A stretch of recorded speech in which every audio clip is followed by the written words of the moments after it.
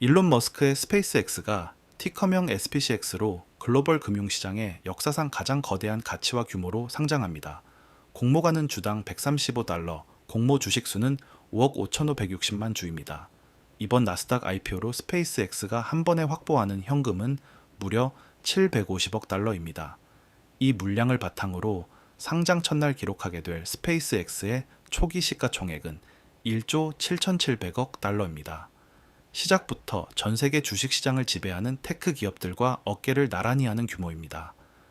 지난 한 해 동안 스페이스X가 기록한 총 매출은 186억 7천만 달러입니다. 반면 대규모 인프라 투자로 인해 발생한 영업순 손실은 49억 4천만 달러에 달하죠. 이 상태에서 시가총액을 매출로 나누면 바로 직전 매출 기준 주가 매출 비율인 PSR이 정확히 94.8배라는 숫자가 나옵니다. 이것이 얼마나 높은 수치냐면 애플이나 마이크로소프트, 알파벳, 그리고 메타 같은 대형 테크 기업들의 PSR도 평소엔 7배에서 12배 사이를 오갑니다. 심지어 전 세계 시가총액 1등 기업인 엔비디아조차도 현재 매출의 20배 수준이죠. 그런데 수십억 달러의 적자를 내는 기업이 매출의 100배에 육박하는 멀티플을 받고 나오는 겁니다. 이어서 재무제표를 보면 스페이스X의 총자산은 1021억 달러, 총부채는 605억 달러입니다. 자산에서 부채를 차감한 회계상 순자산, 즉 장부 가치는 345억 달러가 남게 되죠. 결과적으로 상장과 동시에 주가 순자산 비율인 PBR은 51.3배를 기록하게 됩니다. 초기 시가총액을 감안하면 평균적으로 매우 찾기 힘든 멀티플이긴 합니다. 그렇다면 스페이스X가 1조 7,700억 달러라는 몸값을 증명하려면 이론적으로 어떤 성과를 달성해야 할까요?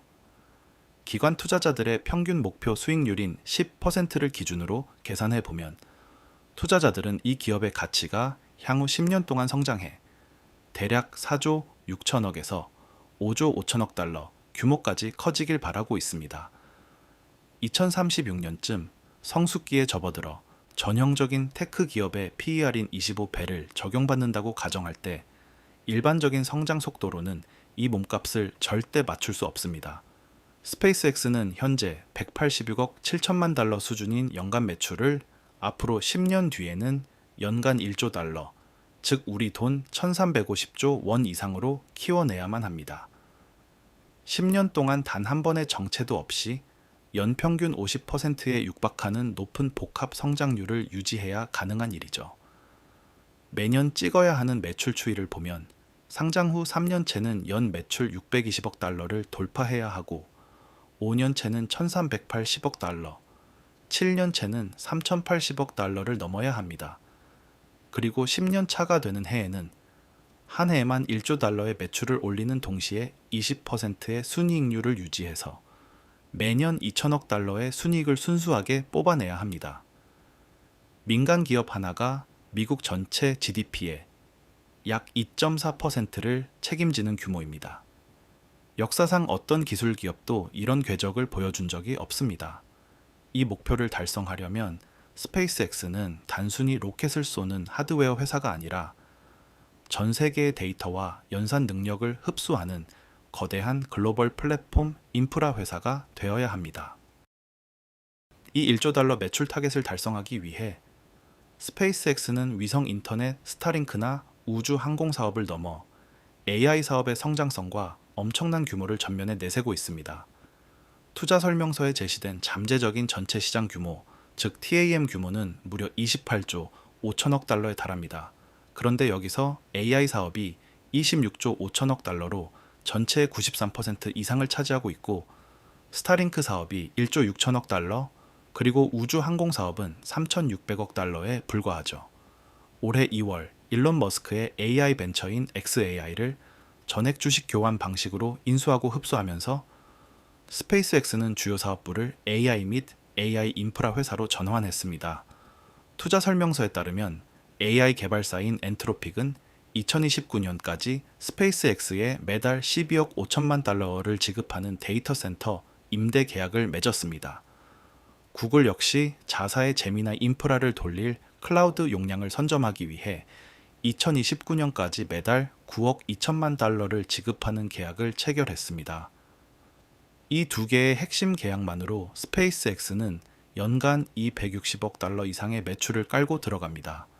비록 실제 AI 사업부의 매출이 회사 전체 시가총액에 비하면 아직은 작은 수준이지만 실질적인 매출이 이미 발생하고 있음을 증명해 준 셈입니다.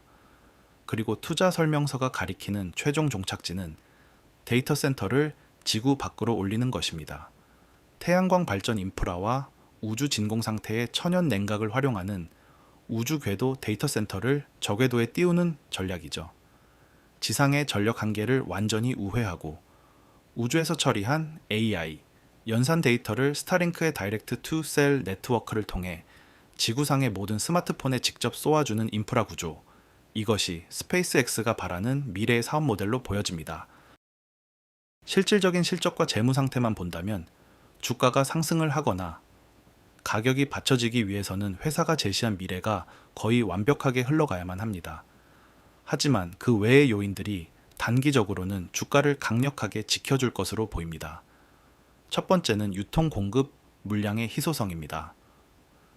나스닥 거래소는 이번 상장을 위해 기존의 최소 10% 이상 주식 유통이라는 전통적인 규정을 완전히 면제해 주었습니다.